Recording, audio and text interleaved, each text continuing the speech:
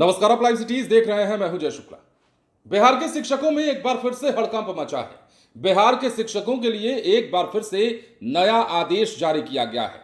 आदेश यह है कि जिन शिक्षकों का ट्रांसफर कर दिया गया है वो शिक्षक अगर 30 जून तक अपने निर्धारित स्कूल में ज्वाइनिंग नहीं करते हैं तो उनका यह स्थानांतरण जो है वो रद्द कर दिया जाएगा। उनका जो ट्रांसफर है वो रद्द कर दिया जाएगा। और शिक्षा विभाग के इस आदेश के बाद बिहार के तमाम शिक्षकों में हाहाकार मचा हुआ है। ये वैसे शिक्षक हैं, हम आपको एक बार फिर से बता दें, जिनका ट्रांसफर कर दिया गया है। अब तक ट्रांसफर को लेकर लगातार माथापच्ची की जा रही थी, शिक्षकों की ओर से आवाज उठाई जा रही थी। और अब जबकि ये प्रक्रिया शुरू हो चुकी है और कई शिक्षकों का ट्रांसफर कर दिया गया है, तो ऐसे में भी शिक्षा विभाग ने नया आदेश जारी किया है। और यह आदेश इसलिए जारी किया गया है क्योंकि कई ऐसे शिक्षक हैं जो समय पर अपने विद्यालय में ज्वाइनिंग नहीं करते हैं। अब क्या आदेश है वो भी समझ लीजिएगा। बिहार शिक्षा विभाग ने शिक्षकों के ट्रांसफर पर जो आदेश जारी किया है उसमें कहा गया है कि जिन शिक्षकों का तबादला हुआ है वो चाहे तो अपने पुराने स्कूल में ही रह सकते हैं। नए स्कूल में योगदान नहीं देने वाले शिक्षकों का अगले 1 साल तक ऐच्छिक स्थानांतरण नहीं होगा। ऐसे शिक्षक 1 साल तक ट्रांसफर के लिए आवेदन नहीं कर सकेंगे। शिक्षा विभाग की प्राथमिक शिक्षा निदेशक साहिला की ओर से इस संबंध में शनिवार को आदेश जारी कर दिया गया। हाल ही में शिक्षा विभाग ने बड़े पैमाने पर शिक्षकों का तबादला किया है। ट्रांसफर होने वाले शिक्षकों को नए स्कूल का आवंटन भी कर दिया गया है। 30 जून तक सभी को नए स्कूल में ज्वाइनिंग करने को कहा गया है। अगर वे योगदान नहीं देंगे तो उन्हें पुराने स्कूल में ही ड्यूटी करनी होगी। ऐसी स्थिति में उनका ट्रांसफर आदेश अपने आप खारिज हो जाएगा। नए आदेश के अनुसार 30 जून तक योगदान करने या योगदान नहीं करने संबंधित घोषणा नहीं करने वाले शिक्षकों का ट्रांसफर 1 जुलाई 2025 से रद्द किया जाएगा। जिन शिक्षकों ने ऐच्छिक स्थानांतरण के लिए आवेदन दिया था वे ई शिक्षा कोष पोर्टल पर लॉगिन कर अपने नव पदस्थापित विद्यालय के बारे में जानकारी ले सकते हैं। उन्हें इसकी प्रति भी डाउनलोड करके साइन करनी होगी। फिर नए स्कूल के हेडमास्टर से हस्ताक्षर करवाना होगा। फिर दोबारा पोर्टल पर इसे अपलोड करना होगा।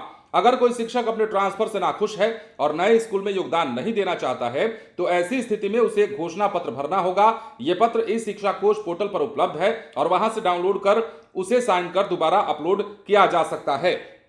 तो ये साफ साफ आदेश दिया गया है शिक्षा विभाग की ओर से कि अगर ट्रांसफर जिन शिक्षकों का, देखिए अब तक तो बिहार के शिक्षक ट्रांसफर चिल्ला रहे थे।